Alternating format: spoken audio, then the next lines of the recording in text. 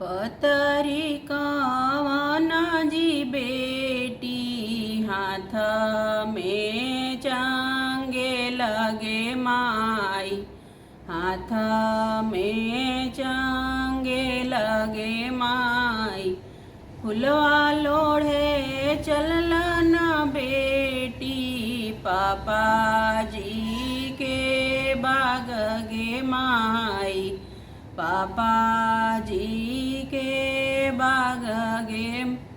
पतरे कवन जी दुल्हा हाथे गुर दे लगे माई, हाथे गुर दे लगे माई।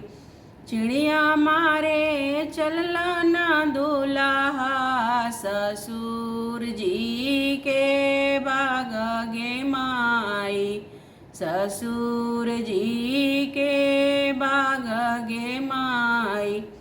मारे गुरा दिलवा से दुल्हा चूर चाका चुन गे माई।